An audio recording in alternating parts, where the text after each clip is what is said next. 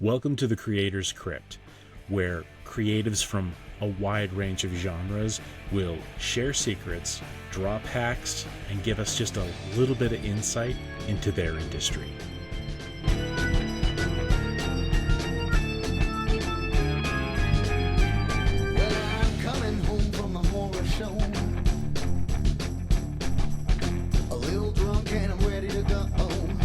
So the story begins that I was at my favorite coffee shop the other day, and I was meeting with some friends. We do this every Friday to try to catch up on things like politics and literature and art.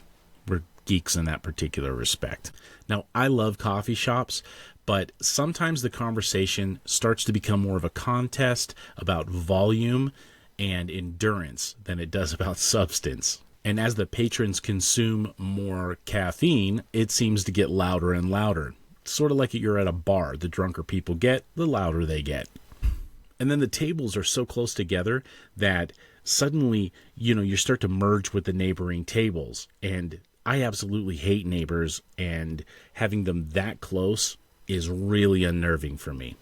Then you have that table next to you that's often overly friendly, intrusive, and can generally be a pain in the ass. These guys made several attempts to hijack our conversation, and once they found out that two of my friends were college professors, this one woman she found her in and she latched onto it. Oh, I'm a teacher too. Apparently she taught at this local charter school, and I'm not going to say which one it was, but it has a focus on the arts.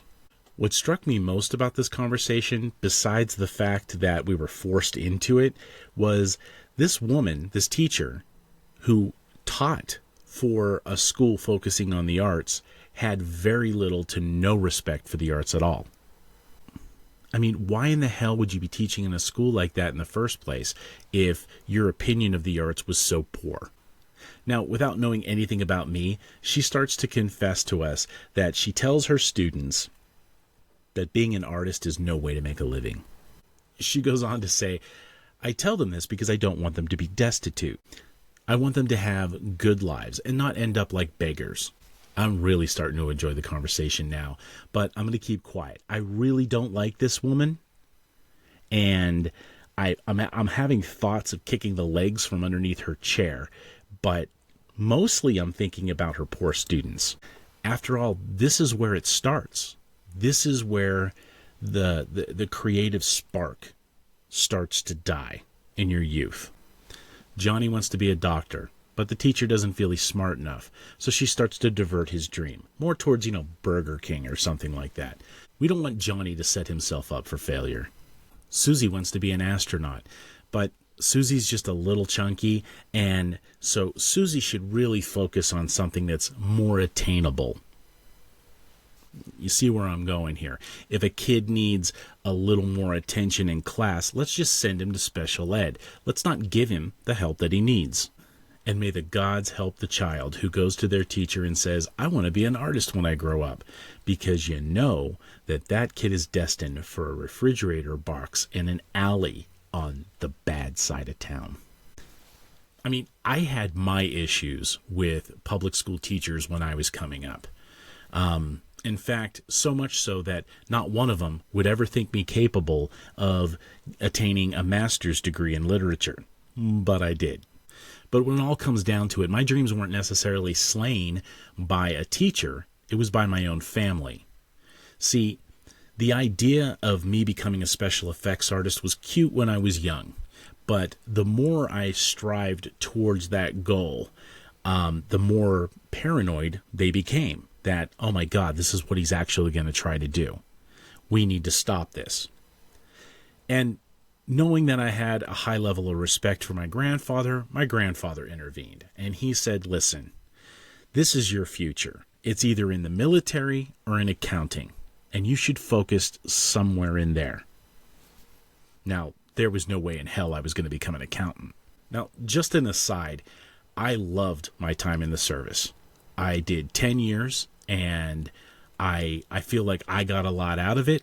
I feel like it was actually important that I did it, but my sights back then were set on the Art Institute of Pittsburgh.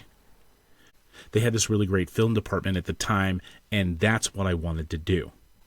Now, when I separated from the service, I got that chance again to live the dream I had as a child and a teenager, and I took it. Now, at this point, the big problem with my circumstances was there was no art school to be found. There was no Art Institute of Pittsburgh where I separated in the service. So again, I'm having to learn through trial and error the hard way. Now, obviously, I realized my dream of being a special effects artist. I now work in film, in television, and commercials, so on.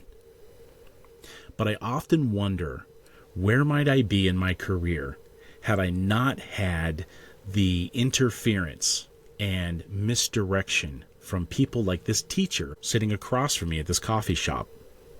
I finally interjected. I had to say something in defense of these would-be artists. And so I asked her, "Hey, do you like movies?" And she replied, "Yes." I'm like, "Do you like music?" And she said, "Yes." I said, "Do you like to read books?" Now, whether she was getting the point or not, I wasn't about to let her off the hook. She had it coming. So I pointed out to her, I was like, "Do you realize that everything around you is created by a professional artist?" And of course, I got this blank stare. The wooden table that she was sitting at, that chair that she was sitting on, all created by an artist. The clothing she was wearing, the glasses on her face. A professional artist had a hand in designing those. She drove this really nice car. Now, the reason she chose that car was because a professional artist designed it to appeal to people like her. Even the coffee shop that we were sitting in was decorated by an artist. And in fact, the coffee shop itself was owned by two people who were actors. So, in your face, teach. In fact, there is very little in our world, tangible or otherwise, that didn't have an artist's eye help in its creation to make it more marketable and more appealing to others. We are surrounded by artwork, and most of the time we don't even realize it.